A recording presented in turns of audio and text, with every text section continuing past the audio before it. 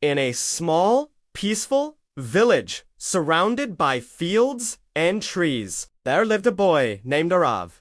Arav was smart and full of big dreams, but he had one serious weakness. He was extremely lazy. In fact, he was lazier than a cat stretched out in the warm afternoon sun. Every morning, his mother would call out, "Arav, wake up! The day has already started." But Arav would roll over, mumble, "Just 5 more minutes," and drift back to sleep. Arav often talked about wanting to become successful. He admired the people in the nearby town, the organized shop owner, the respected teacher, and the confident forest ranger who walked with pride. Arav dreamed of a life like theirs, but there was one problem.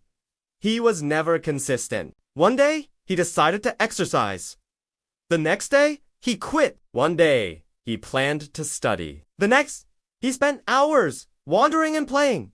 Arav had dreams, but no discipline to support them. One quiet evening, while walking near the edge of the village, Arav met Mr. Ramon, a retired Coast Guard officer. Every morning, at 4 a.m., Mr. Raymond woke up, cleaned his yard, exercised, read, and carefully tended his garden. Arav was confused. "Sir," he asked, "you don't have a job or deadlines anymore.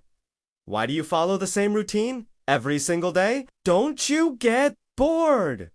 Mr. Ramon smiled gently and said, "Son, habits are like seeds. What you plant today grows into your future. You may not see results right away, but one day, your habits will either lift you up or hold you back."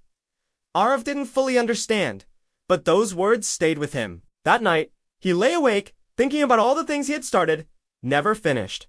What if success wasn't luck? What if it was simply built from small, consistent habits? The next morning, before sunrise, Arav forced himself out of bed. His body begged him to sleep, but Mr. Raymond's words echoed in his mind. He washed his face, tied his shoes, and went for a run. He couldn't even run 300 meters without stopping, but he didn't quit. Day 2, he ran again. Day 3, again. By day 7, his legs still hurt, but something had changed. He felt stronger. Soon, Adolf added another habit: studying for 1 hour every day. No excuses. No skipping.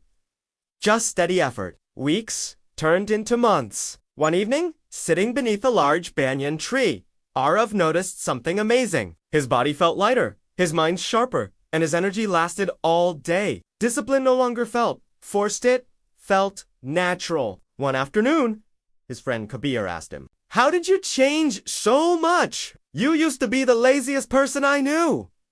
Arav smiled and replied, "I didn't change in one day. I just repeated small actions until they became part of me." Soon, an opportunity arrived, a government service exam with both physical and written tests. Arav applied. On test day, young men from nearby villages gathered. Some rushed ahead with overconfidence. Others looked nervous. Arav stayed calm. When the whistle blew, many sprinted too fast and burned out. Arav kept a steady pace. Months of quiet discipline carried him forward. He passed the physical test easily. Next came the written exam. While others tried to cram at the last moment, Arav relied on months of consistent study. He passed that too. A few weeks later, a letter arrived. "Congratulations! You have been selected!" Arav stood still, hands trembling. His mother looked at him anxiously until he whispered, "Mom, I did it." She hugged him tightly, tears of pride in her eyes. The entire village celebrated, but no one was happier than Mr. Ramon.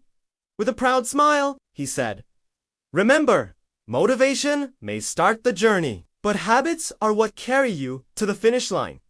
Moral of the story: real change doesn't come from dramatic effort. True transformation is built from small habits practiced every day. You don't need to change your entire life at once. Start small.